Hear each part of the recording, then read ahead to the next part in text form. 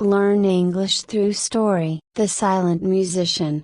In a town that prided itself on its vibrant music scene, where every street corner echoed with melodies from musicians of all kinds, there lived a man named Elias. Unlike the other musicians in the town, Elias never performed in public. He was known as the Silent Musician because, although he was often seen carrying his violin, no one had ever heard him play. Elias lived a solitary life in a small cottage on the outskirts of town. He spent his days wandering through the woods or sitting by the river, always with his violin by his side. Many were curious about him, but Elias rarely spoke and never played a note for anyone. Over time, the townspeople came to accept that he would remain a mystery, a man with music in his soul that he kept to himself. One day,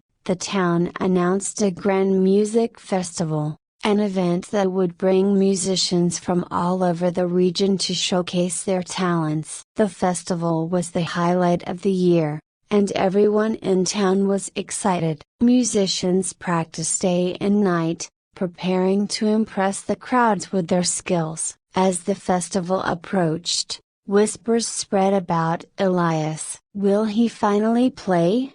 People wondered. Surely, if there was ever a time to share his music, it would be now. The night before the festival, a group of musicians decided to visit Elias at his cottage. They were determined to convince him to perform. When they arrived, they found him sitting on his porch, gazing at the stars with his violin resting beside him. Elias, one of them began, the festival is tomorrow. It's the perfect opportunity for you to share your music with us. We've all heard that you're a talented musician, but none of us have ever heard you play. Won't you perform, just this once? Elias looked at them with his deep, thoughtful eyes and said nothing for a long moment. Finally, he spoke in a soft voice, "Why do you want to hear me play?" The musicians exchanged puzzled looks. "Because music is meant to be shared,"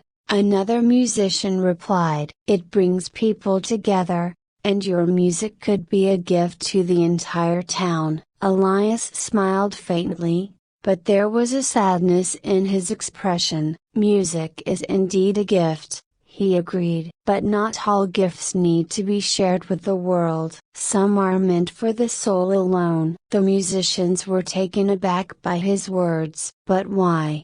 one of them asked. "Why keep your music to yourself?" Elias sighed and gazed out into the distance. "Many years ago, I was like you," he began. "I played for crowds, basked in their applause, and sought their approval. But the more I played for others, the more I lost the connection to my own music. I started to play what others wanted to hear, not what my heart needed to express. I became a performer, not a musician. One day, I realized that the music I was making no longer spoke to me. It had become empty, a means to an end rather than an expression of my soul. So, I stopped playing for others. I retreated to this cottage, and I began to play only for myself, rediscovering the music within me that had been buried under the weight of others' expectations."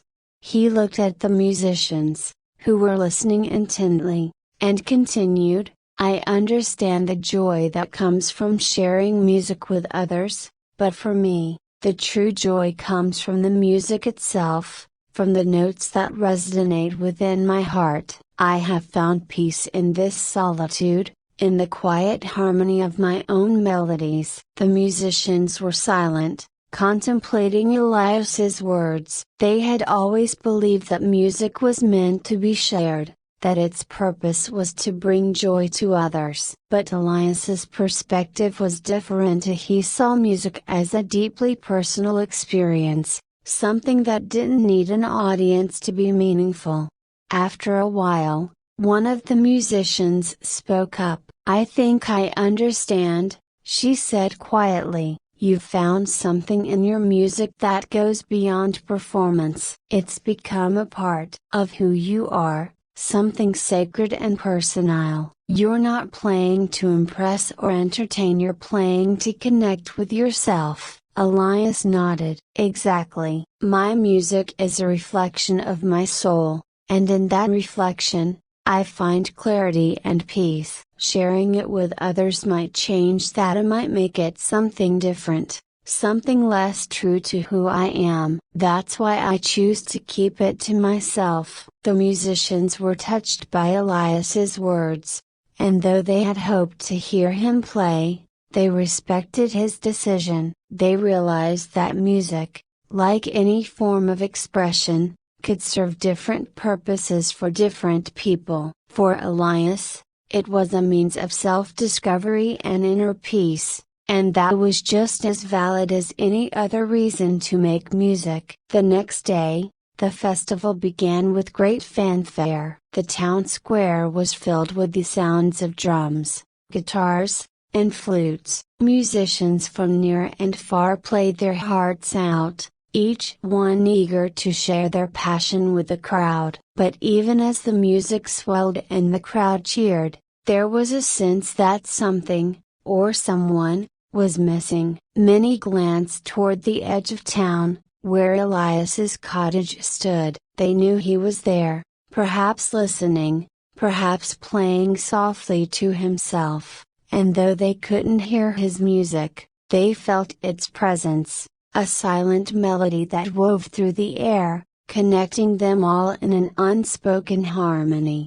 As the sun set and the festival reached its peak, the musicians who had visited Elias the night before took to the stage. Inspired by their encounter with the silent musician, they played a piece that was different from anything they had performed before. It was a simple melody, gentle and introspective, a tribute to the music that lives within us all. The crowd fell silent, moved by the sincerity of the performance. Though they hadn't heard Elias's music directly, they understood that it had influenced what they were now hearing, a reflection of the quiet power of music when it comes from the soul.